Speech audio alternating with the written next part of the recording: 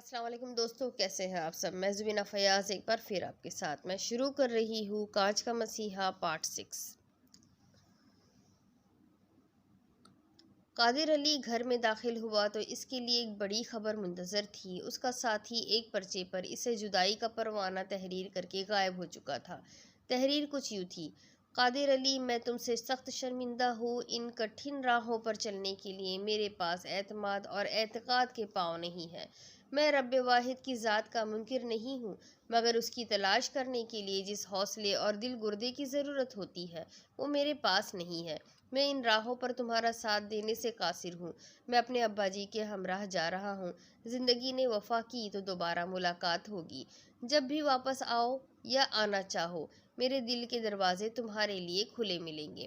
تمہارا وہ ہمراہی جو ہمراہ نہ چل سکا، پپو۔ بے وقوف منزل کو سامنے دیکھتے ہوئے بھی بھگوڑا بن گیا۔ قادر علی نے اس کا خط پرزے پرزے کر دیا۔ اس نے اپنی چارپائی پر رکھے ہوئے سرہانے کے نیچے دیکھا تو اب تک جمع کیے ہوئے تمام پیسے جو کہ موجود تھے۔ ان پیسوں میں پپو کا بھی حصہ تھا۔ اس نے بھی راتیں اور دن اذیت ناک طریقے سے گزار کر قادر علی کا ساتھ دیا تھا، مگر اس کا کتنا حصہ تھا، یہ قادر علی کو فیصلہ کرنا مشکل ہو رہا تھا، کیونکہ وہ اس کا حق اپنے ذمہ نہ رکھنا چاہتا تھا۔ وہ چاہتا تھا کہ پتہ نہیں اب پپو کب ملے بھی یا نہ ملے، مگر اس کا حصہ کسی ایسے شخص کے حوالے کر دے جو اس تک پہنچا دے۔ مگر وہ تو یہاں بالکل اجنبی تھا۔ لوگ اسے ہجڑا کہہ کر پکارتے تھے۔ کون اس کی بات سنے گا؟ وہ اپنے آپ کو اس قابل بھی نہ سمجھتا تھا کہ ان روپیوں کا حساب لگا سکے۔ پتہ نہیں زندگی کی ان راہوں پر کبھی پپو سے ملاقات بھی ہو سکے گی یا نہیں۔ وہ اس کی کمائی میں ڈنڈی نہ مارنا چاہتا تھا۔ وہ ان جمع کیے ہوئے روپیوں سے حج کرنا چاہتا تھا۔ رب واحد کے مقدس و معطر گھر کی زیارت ہی اس کا مقصد تھا، مگر وہ بے ایمانی نہ کرنا چاہتا تھا۔ وہ پپو کی کمائی اپنی کمائی میں ملا کر ایسا نہ کرنا چاہتا تھا۔ بہت سوچ بچار کے بعد اس نے فیصلہ کیا کہ وہ تمام رقم، جو لگ بھگ 8-9 ہزار ہوگی، وہ مسجد کے امام صاحب کو دے دے گا، تاکہ وہ یہ رقم مسجد کی تعمیر میں لگا لے، کیونکہ وہ کمائی اس اکیلے کی نہ تھی۔ وہ اللہ کی تلاش میں نکلا تھا، اس کے گھر کی زیارت کے لیے اپنی حلال کی روزی کمانا چاہتا تھا۔ مرشد کا حکم تھا، اس نے ناچنا شروع کر دیا۔ اگلے حکم کے انتظار میں اسے ناچتے ہی رہنا تھا۔ اگلا حکم کب آئے گا، کس شکل میں، یہ اسے معلوم نہ تھا۔ اگر وہ تمام رقم مولوی صاحب کو دے دے گا تو حج کہاں سے کرے گا؟ یہ خیال آتے ہی اس کی ٹانگیں تھر تھر کانپنے لگی، اس کے ہونٹ لرزنے لگے، اس کا جسم پسینے پسینے سے شرابور ہونے لگا۔ اس کے ہاتھوں سے پیسے گر کر زمین پر بکھر گئے، وہ بھی دھڑام سے زمین پر گر پڑا۔ دل سے صدا نکلی: میرے معبود، میں گنہگار ہوں۔ میں تیری ذات سے بھروسہ اٹھنے کے لیے شیطان کے بہکاوے میں آ کر اپنی گندی زبان سے تیری ذات مقدس پر اعتماد کھو بیٹھا۔ مجھے معاف فرما دے میرے مالک، تو نے پیدا کیا ہے، تو نے دل دیا ہے، اس میں خواہش پیدا کی ہے، تو میرے معبود اس کی تکمیل بھی تیرے حکم سے ہوگی۔ میرے اس غلطی کو اپنی وسیع تر رحمت کے صدقے سے معاف فرما۔ وہ ہچکیاں لے کر رو رہا تھا۔ اسے کوئی دلاسا دینے والا نہ تھا، مگر کسی نے اسے کندھے سے پکڑ کر اٹھایا تو قادر علی کی چیخ نکلتے نکلتے رہ گئی۔ وہ کبھی پرنور چہرے والے مرشد کی طرف اور کبھی اپنے دروازے کی کنڈی کی طرف دیکھتا تھا جو اب تک بند تھا۔ مرشد یہاں کیسے؟ یہ خیال اس کے دل میں بجلی بن کر کوندا۔ مرشد نے اسے گلے لگا لیا۔ اس کا بدن اب بھی ہولے ہولے کانپ رہا تھا۔ وہ اتنا ہی کہہ سکا: سرکار، آپ حیران رہ گئے ہو قادر علی؟ مرشد کی پروقار آواز نے ماحول کو خوابناک بنا دیا تھا۔ آپ تشریف رکھیں سرکار۔ اس کی سمجھ میں نہیں آ رہا تھا کہ وہ مرشد کو کہاں بٹھائے، ان کی کیا خدمت کرے۔ وہ تو ابھی تک اس جھٹکے سے نہیں نکلا تھا کہ مرشد بند دروازے سے اندر کیسے آ گیا۔ مگر یہ حق معرفت کے قصے تھے، قادر علی ان کی شدبد بھی نہیں جانتا تھا۔ مرشد سرکار کھڑے ہی تھے۔ قادر علی ان کے سامنے سر جھکا کر کھڑا تھا۔ اپنا دل اور سر صرف اس رب واحد کی بارگاہ میں ہی جھکانا۔ کبھی بھی کسی دولت مند اور مغرور آدمی کو اپنی ہستی پر چھانے مت دینا۔ اس کی تلاش میں گھر بار چھوڑ کر گھنگرو باندھنے والے قادر علی، تم اس آزمائش میں کہاں تک پورے اترے ہو، یہ رب واحد کی ذات بابرکت ہی جانتی ہے۔ مگر مجھے حکم ملا ہے کہ تمہاری ڈیوٹی بدل دی جائے۔ نورانی گفتگو نے گھر میں نور ہی نور پھیلا دیا تھا۔ حکم کرے مرشد سرکار۔ قادر علی کی نظریں جھک گئی تھی۔ جو دے اس کا بھی بھلا، جو نہ دے اس کا بھی بھلا۔ مرشد کی زبان سے ادا ہونے والے الفاظ کو قادر علی دہرانے لگا۔ اس کی ڈیوٹی بدل گئی تھی۔ پتہ نہیں معرفت الہی میں یہ اس کی تنزلی تھی یا ترقی، یہ تو اوپر بیٹھا قادر مطلق ہی بہتر جانتا تھا، مگر قادر کی زبان پر اف نہ آئی تھی۔ وہ حق و معرفت کے اس خزانے کو پانے کی خاطر فقیر بن کر در در، گلی گلی، بازار بازار، نگری نگری گھومنے کو تیار ہو گیا تھا۔ یہ تمام رقم مسجد میں دے دو، اس سے تمہارا حج کرنا تمہارے دل کے لیے اطمینان بخش نہ ہوگا۔ اپنی تنہا ذات کو لے کر چلو قادر علی، تبھی وہ تنہا، واحد، اکیلا، اپنا آپ گنوا کر اس کی ذات واحد کو تلاش کرنے والے کو اپنا بخش دیتا ہے، حق و معرفت کے اسرار اس پر کھول دیتا ہے، اس کے دل کی دنیا بدل کر رکھ دیتا ہے۔ اس کی صدا میں، اس کی وفا میں، اس کی نگاہ میں، اس کی جفا میں، اس کے ارادوں میں، اس کی نیتوں میں وہ رب واحد شامل ہو جاتا ہے۔ اس کی عطا کی فیاضی زمانہ جانتا ہے، اللہ والے جانتے ہیں، اللہ اللہ ہی ہے، بس اللہ اللہ اللہ، اللہ ہو اللہ ہو۔ مرشد سرکار کنڈی کھول کر باہر نکل گئے اور قادر بت بنا کھڑا رہا، مگر اس کے ہونٹ متحرک ہو گئے تھے۔ جو دے اس کا بھی بھلا، جو نہ دے اس کا بھی بھلا، جو دے اس کا بھی بھلا، جو نہ دے اس کا بھی بھلا۔ مجھے نماز پڑھنی سکھاؤ قادر علی۔ رانی کا یہ فقرہ اس پر بم بن کر گرا تھا۔ وہ حیرت و استعجاب کی تصویر بنا اسے دیکھ رہا تھا۔ وہ اس وقت اس کے گھر کے صحن میں موجود تھی۔ باہر والا دروازہ کھلا ہوا تھا۔ قادر علی کے لیے یہ اچنبھے کی بات تھی کہ ایک ہندو لڑکی اپنے دین دھرم سے بغاوت کرنے پر تلی ہوئی تھی، مگر کیوں؟ اس کیوں کا جواب تو قادر علی کے پاس بھی نہ تھا، اور رانی بھی اس بات کا جواب دینے سے قاصر تھی۔ کسی غیر مسلم کا اسلام کی طرف راغب ہونا خوشکن اور معرکہ آرا بات تھی، مگر راغب ہونے والے کو رب واحد کی ذات اور مذہب اسلام سے دلی وابستگی کے لیے ٹھوس دلیل کی ضرورت ہوتی ہے۔ مگر رانی کا معاملہ اور تھا۔ وہ قادر علی سے عشق کرتی تھی، وہ اسی بنا پر مسلمان ہونا چاہتی تھی، اور یہ بات اسلام کی منافی تھی۔ اور کوئی لڑکی یا لڑکا اپنا مذہب انسانوں کے عشق میں گرفتار ہو کر تبدیل کرے؟ دین اسلام میں شامل ہونے کے لیے رب تعالیٰ کی ذات واحد پر مکمل اعتقاد ضروری ہے۔ اندیکھی ذات کو سجدہ کرنے سے پہلے دل کا پاک صاف ہونا بہت ضروری ہے۔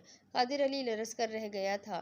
یہ خیال ہی اس کی روح کو تڑپا کر رہ گیا تھا کہ اس کی وجہ سے اس کی ذات میں دلچسپی لینے والی ہندو لڑکی دین اسلام میں داخل ہو رہی تھی۔ وہ رب تعالیٰ کی ذات کے متعلق کچھ بھی نہ جانتی تھی، محض قادر علی کو اندیکھے خدا کی بارگاہ میں سجدہ ریز دیکھ کر اپنے مطلوب کے عشق میں اس کے خدا کو سجدہ کرنا چاہتی تھی، اور قادر علی کو کسی صورت یہ منظور نہ تھا۔ سجدہ کرنے کے لیے پہلے اپنے دل کو دھونا پڑتا ہے رانی۔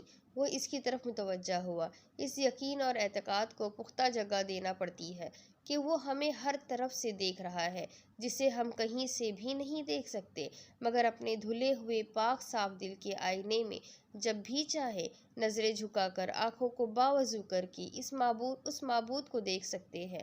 وہ ہر جگہ سے نظر آتا ہے، بس دیکھنے والی آنکھ اور صاف شفاف دل درکار ہے۔ وہ چاہتا تھا کہ رانی چلی جائے، ابھی تو وہ خود راہوں میں بھٹک رہا تھا۔ رب کائنات کو ابھی اس کے مزید کتنے امتحان مقصود تھے، وہ قادر علی نہ جانتا تھا، مگر رانی اپنی ضد پر اڑ گئی تھی۔ میں اپنا دل دھو لوں گی وقار۔ اس کا لہجہ عجیب سی خماری سے سرشار تھا۔ میں وہ ہر کام کر لوں گی جس سے اللہ تعالیٰ کا قرب حاصل ہوتا ہے۔ کیا کر سکتی ہو؟ اس کی آواز میں گھن گرج رہی تھی۔ اپنے والدین کو چھوڑ سکتی ہو، اپنا دھرم چھوڑ سکتی ہو، اپنی برادری، خاندان، رسم و رواج چھوڑ سکتی ہو۔ مشکل ہے، بہت مشکل ہے رانی۔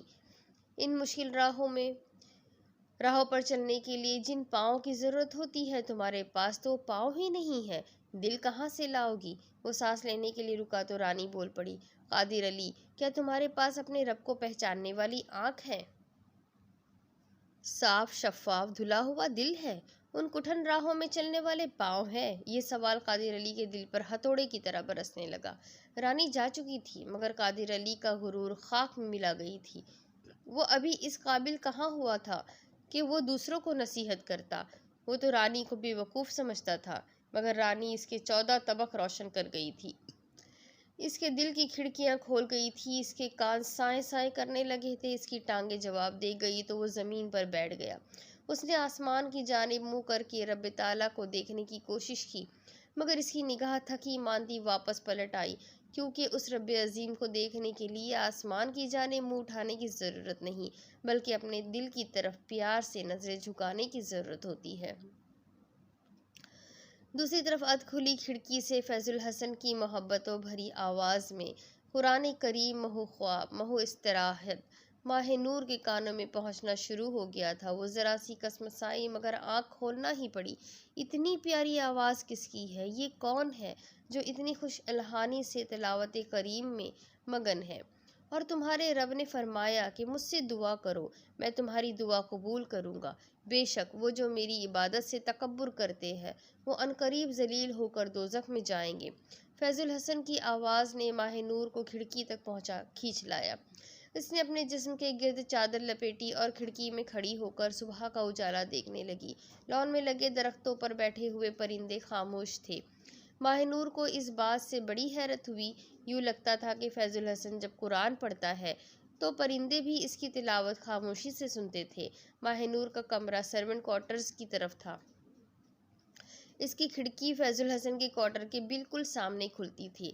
اجلی اجلی اور نکھری صبح کے ٹھنڈے تازہ ہوا کے جھونکے نے ماہ نور کو خوش آمدید کہا۔ وہ تازہ ہوا کو محسوس کر کے دل مسوس کر رہ گئی۔ آج تک خواہ ہی سوئی رہی تھی۔ پر نور اجالا دل اور آنکھوں کو لبھا رہا تھا۔ فیض الحسن کی آواز نے ایک بار پھر اسے اپنی طرف متوجہ کیا۔ یہ میرا سیدھا راستہ ہے، اس کی پیروی کرو، دوسرے راستوں کی پیروی نہ کرو۔ ماہ نور سمجھ گئی کہ فیض الحسن پہلے عربی زبان میں آیات کا ورد کرتا ہے، پھر اس کا ترجمہ سناتا ہے۔ اس نے تلاوت ختم ہونے پر مالی کو اس کے کمرے سے نکلتے ہوئے دیکھا تو اس کی سمجھ میں آ گیا کہ فیض الحسن کس کو ترجمہ سناتا ہے۔ یہ فیض الحسن کی ایسی خوبی تھی جو ماہ نور پر آیا ہوئی تھی۔ ان چند آیات نے اس کے دل میں ہلچل پیدا کر دی تھی۔ وہ چاہنے لگی کہ فیض الحسن جس محبت سے اللہ کے مقدس کتاب کی تلاوت کرتا ہے، وہ پڑھتا رہے اور وہ سنتی رہے۔ بس اسی طرح ماہ و ایام گزرتے گزرتے زندگی تمام ہو جائے، مگر یہ اس کی خواہش تھی، کیونکہ فیض الحسن کو صرف اتنا ہی حکم تھا کہ وہ اس کا ملازم ہے، اس کے برابر نہیں بیٹھ سکتا۔ ماہ نور نے غور کیا کہ اب پرندے بھی چہچہانے لگے تھے، چڑیا اور بلبلیں گیت گانے لگی تھی۔ رب تعالیٰ کی وحدانیت کے ترانے ہر پرندے کی زبان سے ادا ہو رہے تھے۔ شرم سے ڈوب مرنا چاہیے کہ بے زبان جانور اور پرندے چرندے رب کی ثنا خوانی کرے اور انسان نرم و گرم بستروں میں زندگی کے مزے لوٹتے ہوئے اپنی عیاشیوں پر پردہ ڈال کر پرسکون سوتا رہے۔ فیض الحسن لان میں گھاس پر تازہ شبنم پر ٹہل رہا تھا۔ اس کا کثرتی وجود ہر قسم کی تھکان سے بے نیاز تھا۔ اس کے چہرے پر ایک پرسکون مسکراہٹ اور ایک پر نور اجالا تھا۔ یہ سب کچھ قرآن کی بدولت تھا۔ افسوس ہے ماہ نور تم نے قرآن پڑھ کر بھلا دیا، کبھی اپنے رب کو سجدہ بھی نہیں کیا، اس کی نعمتوں کا شکر بجا لانے کے لیے کبھی تمہاری زبان سے الحمدللہ بھی نہیں نکلا۔ وہ خود کو ملامت کر رہی تھی، اب تو وہ قرآن بھول گئی ہوگی، کس سے پڑھے، اس عمر میں کس مدرسے میں جائے، کس مولوی پر اعتبار کرے، اسے کون نیکی کا سبق پڑھانے کے لیے تیار ہوگا، کون؟ ہاں، وہ پڑھائے گا اسے۔ اس نے خود ہی سوچا، کون؟ ملازم؟ شیطان کا وار چلنا شروع ہو گیا۔ مگر سیکھنے کے لیے مالک و ملازم نہیں، بلکہ استاد اور شاگرد کا رشتہ ہوتا ہے۔ اس نے شیطان مردود کے منہ پر تھوکنے کی کوشش کی۔ کیا بھیا مان جائیں گے کہ تم جو کہ اس تمام جائیداد کی اکلوتی وارث ہو، ایک ملازم سے قرآن پڑھو؟ مردود اپنا وار کر گیا۔ مجھے جائیداد اور عزت و دولت نہیں چاہیے، میں قرآن پڑھوں گی اور وہ بھی فیض الحسن سے ہی پڑھوں گی۔ اس نے فیصلہ کر کے ایک بار پھر شیطان پر لعنت بھیجی۔ ماہنور کا یہ فیصلہ اٹل تھا، بس پھر شیطان کو جرأت نہ ہوئی کہ وہ ماہنور کو اس معاملے میں بہکا سکے۔ وہ بھاگ گیا تھا۔ فیض الحسن اب اپنے کوارٹر میں جا چکا تھا۔ تھوڑی دیر بعد ہی ماہنور نے دیکھا کہ وہ پرانے کپڑے پہن کر باہر نکلا اور گیراج کی جانب چل دیا۔ اب یہاں سے گیراج نظر نہ آتا تھا۔ پتہ نہیں دل کو کیا ہو رہا تھا۔ عجیب سی کیفیت سے دو چار ماہنور بے چین ہو کر اپنے نرم و گرم بستر پر گر گئی۔ ایسا لگ رہا تھا کہ وہ میلوں بھاگتی ہوئی آئی ہے۔ اس کی سانس دھوکنے کی طرح چل رہی تھی۔ دل نے بھی دھک دھک کی صدا دینا شروع کر دی تھی۔ اچانک اس کے دل پر کس کا قبضہ ہو گیا ہے؟ وہ پریشان ہو گئی۔ سامنے رکھے ہوئے ڈریسنگ کے آئینے میں خود کو دیکھنے لگی۔ آئینے میں ملازم فیض الحسن کی شبیہ ابھر آئی۔ اس نے گھبرا کر آنکھیں بند کر لیں اور دوسرے ہی لمحے تڑپ کر آنکھیں کھول دی۔ یہ اس کا وہم تھا، اس کی ایک نظر کا دھوکہ تھا، فریب نظر تھا، آئینے کی کارستانی تھی، دماغ کی اختراع تھی۔ فیض الحسن کے خیالات نے اسے اپنی لپیٹ میں لے لیا تھا۔ وہ تو اسے اپنے ملازم کے عہدے سے ہٹا کر ایک بلند عہدے پر فائز کرنے کا ارادہ کر چکی تھی۔ استاد کے اعلیٰ ترین مقام پر بٹھا کر فیض الحسن کو عزت اور مرتبہ دینا چاہتی تھی، مگر وہ دل کی دنیا پر ہی قابض ہونا چاہتا تھا۔ کم از کم کم ظرف کم ذات تھا۔ ملازم کی اوقات ہی کیا ہوتی ہے؟ مالکین نے مسکرا کر دو چار باتیں کیا کر لی، وہ اپنی اوقات ہی بھول گیا تھا۔ مالکوں کے دل پر راج کرنے کا خواب تمہیں مہنگا پڑے گا فیض الحسن، اپنی حد اور اوقات میں رہو۔ مگر یہ سب کچھ اس کا خیال تھا۔ ہو سکتا ہے بیچارہ غریب ڈرائیور اس طرح کی کسی بھی جذبے سے نا آشنا ہو، یہ ماہنور کے ذہن کی فضول اختراع ہو۔ ہاں، بالکل ایسا ہی کچھ تھا۔ وہ فیض الحسن کو ڈرائیور سے زیادہ کوئی حیثیت نہیں دے گی، بس یہ اس کا اٹل فیصلہ تھا۔ اس نے کتنی ہی دیر ذہنی کشمکش میں رہنے کے بعد اٹل فیصلہ کیا اور آنکھیں بند کر لی۔ کالج کا وقت ہو رہا تھا۔ فیض الحسن گاڑی تیار کر کے ماہنور کا منتظر تھا۔ ٹھیک اپنے وقت پر وہ محل کے اندر سے برآمد ہوئی۔ آج کالج میں کوئی فنکشن تھا، اس لیے یونیفارم کی بجائے اس نے آسمانی رنگ کی شلوار قمیض پہن رکھی تھی۔ ہمیشہ کی طرح ماجی اس کے پیچھے پیچھے تھی۔ وہ ہر روز ماہنور کو رخصت کرنے کے لیے گیراج کی جانب آتی تھی۔ گاڑی محل کے صدر دروازے پر کھڑی ہوئی تھی۔ وہ ایک دلکش ادا سے چلتی ہوئی گاڑی کی پچھلی سیٹ پر بیٹھ گئی۔ دروازہ فیض الحسن نے ہی کھولا اور بند کیا تھا۔ اس نے گاڑی کا اسٹیئرنگ سنبھالا تو گاڑی تیز اور دل کو لبھانے والی خوشبو سے بھری ہوئی تھی۔ ایک لمحہ تو فیض الحسن بھی لمبا سانس لے کر رہ گیا۔ وہ شاید اسی طرح ماہنور کو اپنی سانسوں میں بسا لینا چاہتا تھا، مگر انسانوں کے بنائے ہوئے قانون اس کی راہ میں رکاوٹ تھے۔ شمسا کو بھی لیتے ہوئے جانا ہے۔ ماہنور کی سریلی آواز نے فیض الحسن کو بیک ویو میرر میں دیکھنے پر مجبور کر دیا، تو اس نے نظریں فوراً جھکا لی، کیونکہ وہ اس کی طرف ہی دیکھ رہی تھی۔ مگر آنکھوں کی جنگ میں استعمال ہونے والے ہتھیاروں نے کام دکھا دیا تھا۔ دلوں کی دھڑکنیں تیز ہو گئی تھیں۔ ایک کو زام تھا دولت اور امیری کا، مگر اس کی راہ میں خاندانی روایات اور عزت کی دیوار کھڑی تھی، اور دوسرے فریق کو اپنی کم مائگی اور غربت نے کوئی بھی جذبہ دل میں نہ پالنے کی بار بار تنبیہ کی تھی۔ دونوں ہی اپنی اپنی جگہ خاموش تھے، اپنے اپنے دلوں کو سمجھانے کی کوشش میں مصروف تھے، مگر بات بڑھ چکی تھی۔ گزشتہ 1 ماہ سے وہ کئی بار شمسے کی کوٹھی پر گیا تھا، مگر باہر سے اسے پک کرنا اور ڈراپ کرنا ہوتا تھا۔ اب بھی اسے معلوم تھا کہ شمسا کو لے کر کالج پہنچنا ہے، اور پھر اس کی چھٹی اور دوبارہ تقریباً فنکشن ختم ہونے پر اسے پھر بلایا جائے گا۔ اس نے سوچ لیا تھا کہ وہ آج صفدر حسین کو ضرور ملنے جائے گا۔ اس نے سوچ لیا کہ وہ آج ماہنور سے بات کر کے صفدر حسین سے ملنے کی اجازت ضرور لے گا۔ کالج کے سامنے رک کر اس نے ماہنور کو اپنی طرف متوجہ کیا۔ Mahnoor be be. ماہنور کا نام لیتے ہوئے فیض الحسن کا دل بھی دھڑک گیا تھا، جبکہ اپنا نام فیض الحسن کے منہ سے سن کر وہ بھی اپنی دھڑکنوں پر قابو پانے کی کوشش کرنے لگی۔ کہو کیا بات ہے؟ اپنی حیثیت اور مان مرتبے کو مد نظر رکھتے ہوئے ماہنور کے لہجے میں آنے والی تلخی فیض الحسن نے محسوس کر لی تھی، مگر اب بات کرنا ضروری تھی۔ واپس کتنے بجے آؤں؟ وہ اپنا سوال بدل گیا تھا، مگر ماہنور کے بولنے سے پہلے ہی شمسا بول پڑی، تمہیں جانے کون کمبخت کہہ رہا ہے کہ تم جاؤ؟ اس نے ایک ٹھنڈی آہ بھری اور پھر بولی تم تو ایسے ہو کہ تمہیں ہر لمحہ دیکھا جائے۔ شمسا کی گستاخانہ باتیں گزشتہ کئی دنوں سے وہ سن رہا تھا۔ 2 بجے آنا اور کچھ؟ اب اس کا لہجہ یکسر بدل چکا تھا اور یہ فیض الحسن کے لیے حیران کن ہی تھا۔ وہ جی میں اپنے بھائی سے ملنا چاہتا ہوں، اگر آپ کی اجازت ہو تو میں 2 بجے یہاں پہنچ جاؤں گا۔ اس کے لہجے میں عاجزی اور مسکینیت اود آئی تھی۔ ماہ نور مسکرانے لگی۔ اتنی سی بات کے لیے اتنا وقت ضائع کر دیا تم نے؟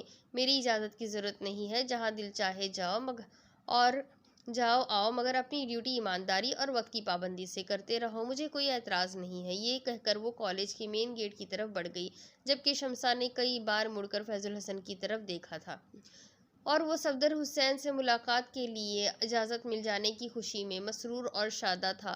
وہ شمسا کا مسکرانا نہ دیکھ سکا۔ گاڑی منظر علی کے دروازے پر کھڑی کر کے اس نے گیٹ کو ہاتھ سے بجانا شروع کر دیا تھا۔ اندر سے صفدر حسین کی جھلائی ہوئی آواز نے اس کی روح میں تازگی بھر دی تھی۔ اس پورے شہر میں منظر علی اور صفدر حسین کے علاوہ اس کا کوئی نہ تھا۔ منظر علی اس کا بھائی محسن اور بہت کچھ تھا، مگر صفدر حسین اس کا بھتیجا، اس کا جگر اور یار تھا، اور یہ سب سے بڑا رشتہ تھا۔ گیٹ کھل گیا تو سامنے صفدر حسین کو گو مگو کی حالت میں فیض الحسن کی طرف دیکھ رہا تھا۔ وہ بھی اپنے باپ کی طرح اداکار تھا۔ اس کے چہرے پر مکمل سنجیدگی چھائی ہوئی تھی اور وہ فیض الحسن کو کنفیوز کرنے کے لیے کافی تھی۔ ڈنگرا! فیض الحسن نے چہک کر نعرہ لگایا اور آگے بڑھ کر اسے گلے لگا لیا، مگر صفدر حسین کے رویے میں کوئی تبدیلی یا گرم جوشی نہ دکھائی دی تو حیران ہو گیا۔ اس نے صفدر حسین کو خود سے الگ کیا اور سامنے کرتے ہوئے بولا، ڈنگرا کیا بات ہے، اپنے چاچا کو نہیں پہچانتا؟ وہ خفگی اور ناراضگی سے بولا، میرا کسی امیر چاچا سے کوئی تعلق نہیں ہے۔ اس نے منہ دوسری طرف کر لیا تو فیض الحسن گھوم کر پھر اس کے منہ کے سامنے آ گیا۔ دیکھو صفدر حسین، میں سخت شرمندہ ہوں۔ تم پڑھے لکھے ہو یار، میری مجبوری کو سمجھ لو۔ بیگانی نوکری میں مالکوں کی اجازت کی ضرورت ہوتی ہے۔ وہ سمجھ گیا تھا کہ صفدر حسین اس کے 1 ماہ بعد ملنے کی وجہ سے ناراض ہے اور اب فیض الحسن کو کئی پاپڑ بیلنے پڑیں گے۔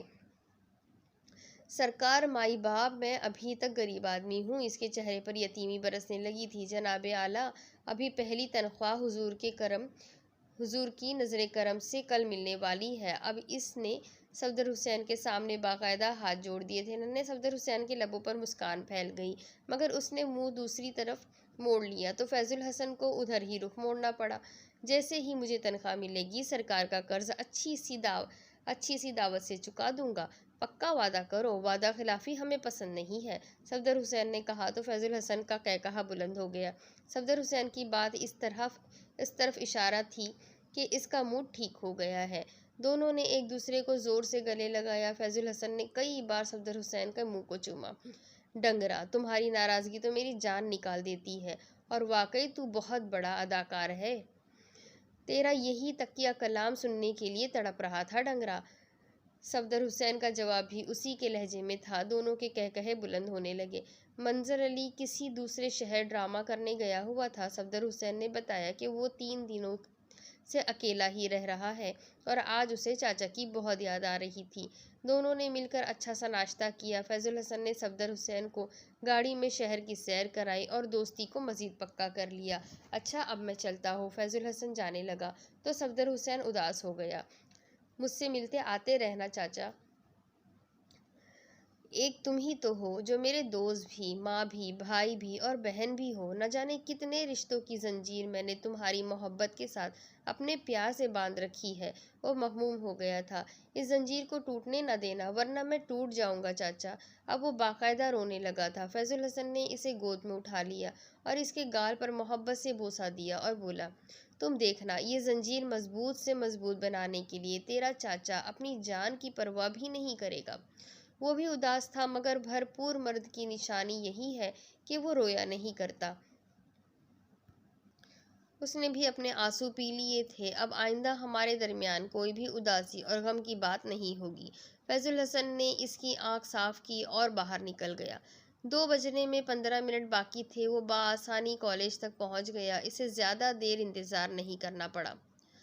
چند منٹ بعد ہی شمسا آتی ہوئی دکھائی دی۔ فیض الحسن نے بیزاری سے ناک چڑھا کر منہ دوسری طرف پھیر لیا۔ اسے شمسا کے لباس اور انداز سے سخت کوفت ہو رہی تھی، مگر حیرانی اس بات کی تھی کہ شمسا اکیلی کیوں آ رہی ہے؟ ماہ نور کہاں ہے؟ یہ ایک سوال تھا جس کا جواب اسے شمسا سے ملنے والا تھا۔ ہیلو ہینڈسم، اس نے پاس آتے ہی کہا اور گاڑی کا اگلا دروازہ کھول کر بیٹھ گئی۔ فیض الحسن نے اس کی بات کا کوئی جواب نہ دیا تو اس نے منہ باہر نکالتے ہوئے کہا، گاڑی سٹارٹ کرو اور مجھے گھر ڈراپ کر کے آؤ۔ اس کا انداز تحکمانہ تھا اور یہ فیض الحسن کی طبیعت پر گرا تھا کہ اس کے مالکوں کے علاوہ کوئی اس پر حکم چلائے۔ جب اس نے کوئی جواب نہ دیا تو شمسا چیخ کر بولی، بے وقوف ڈرائیور، تمہیں سنائی نہیں دیتا میں کیا کہہ رہی ہوں؟ فیض الحسن نے اپنے آپ کو ٹھنڈا رکھا، کوئی اس کی بے عزتی خراب کرے اور وہ اسے جواب نہ دے، یہ اس کی توہین تھی۔ مگر یہاں معاملہ ماہ نور کی دوست کا تھا اور وہ ماہ نور کے کتوں کی بھی عزت کرتا تھا۔ میڈم، میں ماہ نور بی بی کے علاوہ کسی کے بھی حکم کا پابند نہیں ہوں، اس نے نہایت تحمل سے جواب دیا تو شمسا کا پارا ہائی ہو گیا۔ تم جاہل دیہاتی، وہ یہ کہہ کر گاڑی سے باہر نکل آئی۔ اب اس کی رگیں غصے کی وجہ سے پھول رہی تھی۔ تمہاری اتنی جرأت کہ تم مجھے اور میرے آرڈر کو کوئی اہمیت نہ دو؟ اس نے آگے بڑھ کر فیض الحسن کے منہ پر تھپڑ مار دیا۔ اس تھپڑ سے وہ سن ہو کر رہ گیا۔ کالج کے لڑکے اور لڑکیاں اکٹھے ہو گئے تھے۔ وہ فیض الحسن کو ڈرائیور کی یونیفارم میں دیکھ کر اندازہ لگا چکے تھے کہ ایک امیر دوسرے غریب پر اپنی دولت اور غرور کا بوجھ لادنے کی کوشش کر رہا ہے۔ اس سے پہلے کہ کوئی اور بات کہتا اور شمسا کوئی اور کچھ بکتی، شمسا بھی کچھ اور بکتی، ایک زوردار تھپڑ شمسا کے گالوں پر اپنے نشان چھوڑ گیا۔ فیض الحسن نے دیکھا کہ وہ ماہ نور تھی۔ نہ جانے کہاں سے وہ مجمع کو چیرتی ہوئی آئی تھی یا پھر اس نے ساری کارروائی دیکھ لی تھی، جبھی تو اس نے فیض الحسن کی طرف سے شمسا کو کرارا سا جواب دیا تھا، دولت کے نشے میں مدہوش ہو کر انسانیت سے اتنا مت گرو کہ کل اپنی نظروں سے بھی گر جاؤ۔ شمسا گال پر ہاتھ رکھے کبھی ماہ نور کو اور کبھی مجمع کو دیکھ رہی تھی۔ اس کا چہرہ دھواں دھواں ہو رہا تھا۔ اس کے لیے یہ حرکت ناقابل یقین تھی کہ اس کی بیسٹ فرینڈ ایک ملازم کے لیے اس کے منہ پر تھپڑ مارے گی۔ یہ اس کے لیے بہت بڑا جھٹکا تھا۔ اس سے پہلے کہ معاملہ مزید بگڑتا، ایک لڑکا آگے بڑھا اور شمسا کا ہاتھ پکڑ کر مجمع سے کھینچتا ہوا لے گیا۔ ماہ نور نے بھی اب اندازہ کیا تھا کہ وہ کس جگہ پر کھڑی ہے اور ایک ڈرائیور کی طرفداری کر کے اس نے سب کی نظر میں اپنے آپ کو مشکوک بنا لیا تھا، مگر معاملہ سب کا نہ تھا، یہ اس کا ذاتی معاملہ تھا، اس کے دل کا فیصلہ تھا جس پر اس نے بلا چوچرا عمل کر لیا تھا۔ وہ گاڑی میں بیٹھی تو ہونکوں کی طرح کھڑا فیض الحسن بھی اپنی ڈیوٹی سنبھالنے کے لیے اسٹیئرنگ پر بیٹھ گیا۔ گاڑی چل پڑی۔ ابھی تھوڑی دور ہی گئے تھے کہ ماہ نور کی آواز نے اسے چونکا دیا۔ اس سے پہلے وہ ہزاروں خیالوں میں اور وسوسوں میں کھویا ہوا ڈرائیونگ کر رہا تھا۔ ہم گھر نہیں جا رہے، گاڑی جناح گارڈن کی طرف موڑ لو۔ یہ حکم اس کی مالکین کا تھا، مگر اس میں غرور اور تکبر یا پھر حاکمانہ انداز نہ تھا، بلکہ بھیگی ہوئی آواز نے فیض الحسن کو شیشے سے پیچھے دیکھنے پر مجبور کر دیا تھا۔ وہ لرز کر رہ گیا تھا۔ ماہ نور کی آنکھیں بھیگی ہوئی تھیں۔ سڑک پر نگاہ رکھو فیض الحسن، یہی تمہارا کام ہے۔ ماہ نور نے ایک بار پھر اس کی آنکھوں کی چوری ہمیشہ کی طرح پکڑ لی تھی۔ اس کا رندھا ہوا لہجہ فیض الحسن کو سوگوار کر گیا تھا، مگر وہ کچھ بھی بولنے کی پوزیشن میں نہ تھا اور نہ ہی کوئی فیصلہ کرنے کی سخت رکھتا تھا۔ شمسا نے اس کی بے عزتی کی تھی، اس کے منہ پر تھپڑ مار کر اس نے اس غریب کو سرے بازار ننگا کر دیا تھا، دولت کی چھاپ نے غربت پر چھانے کی کوشش کی تھی۔ جناح گارڈن میں رش نہ ہونے کے برابر تھا۔ ایک درخت تلے گاڑی روک کر فیض الحسن نیچے اترا اور ماہ نور کی طرف والا دروازہ کھول دیا۔ وہ سوگوار کیفیت میں باہر نکل آئی۔ وہ ادھر ادھر اس انداز سے دیکھ رہی تھی جیسے کہ فیض الحسن سے نظریں نہ ملانا چاہتی ہو، حالانکہ اس تمام معاملے میں اس کا کوئی قصور نہ تھا۔ وہ خود کو قصوروار سمجھ رہی تھی۔ میری وجہ سے جو تمہاری بے عزتی ہوئی ہے، میں اس کے لیے معافی چاہتی ہوں۔ اس نے دیکھا کہ ماہ نور کی آنکھیں نمکین پانی سے بھری ہوئی تھی اور اس نے اپنے دونوں ہاتھ معافی مانگنے والے انداز میں جوڑے ہوئے تھے۔ فیض الحسن کے لیے یہ ایک بہت بڑا جھٹکا تھا۔ اس فیملی سے تعلق، پھر اس کا اور اس کا رشتہ کیا تھا؟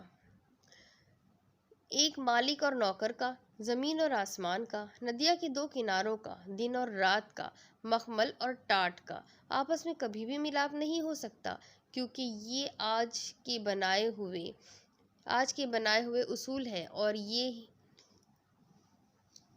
وہ اصول ہے جو اس دور کے پتھر کے انسانوں نے بنائے تھے، ان انسانوں نے جو خود کو غریبوں کا ہمدرد اور مسیحا کہتے ہیں۔ دراصل ان کے اصول بھی کانچ کے ہیں، اور وہ خود بھی کانچ کے مسیحا ہے، کیونکہ خود ہی اصول توڑ دیتے ہیں، جیسے کہ اب ماہ نور کر رہی تھی۔ فیض الحسن نے بے اختیار ہو کر اس کے جڑے ہوئے ہاتھ پکڑ لیے۔ آپ مجھے کیوں گنہگار کرتی ہیں؟ مگر ماہ نور کی روح میں ایک بے نام سا نشہ اتر رہا تھا۔ وہ فیض الحسن کی طرف دیکھ رہی تھی، مگر دل کی طرف متوجہ تھا۔ آپ کا اس میں کوئی بھی قصور نہیں ہے، اور پھر آپ میری مالکن ہیں، آپ کے لیے تو میری جان بھی حاضر ہے۔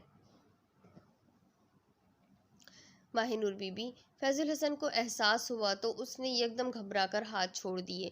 وہ شرمسار نظر آ رہا تھا، مگر ماہ نور نے اس کی طرف تڑپ کر دیکھا اور نظریں جھکا لیں، جیسے کہ یہ لمحات رک جانے چاہیے تھے، مگر ظالم وقت بڑی تیزی سے گزرنے لگا تھا۔ شمسہ تم سے معافی مانگے گی فیض الحسن۔ اچانک اتنا بڑا فیصلہ سن کر وہ دنگ رہ گیا تھا، کیونکہ وہ ایک ماہ میں جان گیا تھا کہ ملک عبد الرحمن کیا چیز ہے۔ اس نے بڑے بڑے وزیر اور پولیس آفیسر اس محل میں سلام کے لیے آتے ہوئے دیکھے تھے۔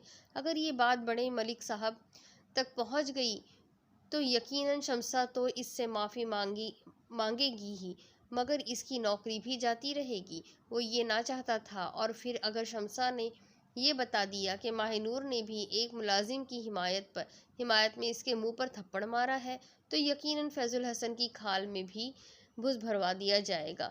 وہ کانپ کر رہ گیا تھا۔ آپ ایسا نہیں کر سکتی ماہ نور بی بی، وہ لجاجت سے بولا۔ کون روکے گا مجھے؟ تم؟ اس کی آنکھوں سے اب شعلے نکل رہے تھے۔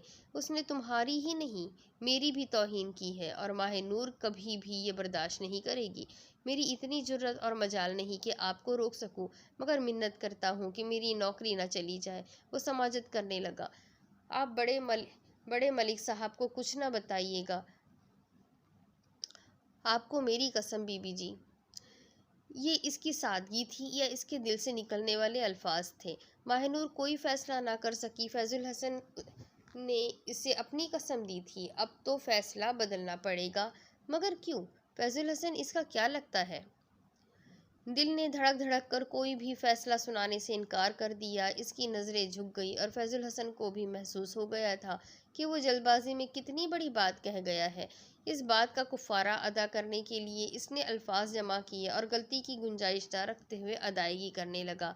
آپ نے میرا انتقام لیا، میری خاطر پورے کالج کے سامنے، مگر اس کی بات درمیان میں ہی رہی۔ تمہاری خاطر میں نے کچھ نہیں کیا، جو کچھ بھی کیا ہے میں نے اپنی خاطر کیا ہے۔ یہ کہہ کر وہ گاڑی میں بیٹھ گئی، مگر فیض الحسن کو یہ بات سمجھانے کے لیے وقت درکار تھا، جبکہ گنجائش نہ تھی۔ اب اس واقعے کو بھول جانا، ماہ نور نے اس سے گاڑی میں بیٹھتے ہی کہا۔ آئندہ ایسا کوئی بھی ناخوشگوار واقعہ نہیں ہوگا۔ اس کے آخری الفاظ انتقام سے بھرپور تھے، جو فیض الحسن نے محسوس کر لیا تھا۔ گاڑی اپنی مخصوص جگہ پر جا کر رک گئی۔ فیض الحسن اپنے کوارٹر میں آ گیا تو چند منٹ بعد ہی ملکہ اور راجو اس کے لیے کھانا لے کر آ گئے۔ ہمیشہ کی طرح راجو ملکہ کو کھینچ کر ہی لے گیا تھا۔ فیض الحسن نے ہاتھ منہ دھو کر کھانا شروع کر دیا۔ وہ اس بات سے لا علم تھا کہ کوئی اپنے کمرے کی کھڑکی سے اس کی حرکات کو بغور دیکھ رہا ہے۔ اس نے کھانا کھا کر دونوں ہاتھ اوپر اٹھا کر اللہ رب العزت کا شکر ادا کر کے اپنے دونوں ہاتھ منہ پر پھیرے، اور پھر وہ ان ہاتھوں کو غور سے دیکھنے لگا۔ اور یہ سلسلہ کتنی ہی دیر جاری رہا۔ ماہ نور کی نظریں بھی بے ساختہ اپنے ہاتھوں پر اٹھ گئی۔ اس نے اپنے ہاتھوں کو چوم لیا تھا۔ اگلا دن کالج میں شمسہ کے لیے بہت برا تھا۔ پرنسپل نے اسے اپنے کمرے میں بلا کر جھاڑ پلائی تھی اور ماہ نور سے معافی مانگنے کا کہا تھا، مگر ماہ نور نے اس سے اس شرط پر معاف کر دیا کہ وہ میرے ڈرائیور سے معافی مانگے۔ شمسہ کو یہ سب چاہ کر کرنا پڑا، کیونکہ ملک عبد الرحمن کالج کو ہر سال اچھا خاصا چندہ دیتے تھے، اور پھر بات بھی ان کی لاڈلی بہن کی تھی۔ اس کے آگے کی سٹوری میں آپ کو اگلی قسط میں سناتی ہوں کہ اس کے آگے کیا ہوگا۔ کیا شمسہ اس ڈرائیور سے معافی مانگے گی؟ کیا فیض الحسن اور ماہ نور کبھی ایک ہو پائیں گے؟ آخر ان کی کہانی کیا ہے؟ یہ سب کچھ جاننے کے لیے میرے ساتھ بنے رہیے، میرے چینل کو سبسکرائب کر لیجئے اور بیل آئیکن کو ضرور دبا دیجئے۔ اگر کہانی پسند آئے تو شیئر کرنا نہ بھولیں۔ اگلی قسط میں پھر ملیں گے۔ اللہ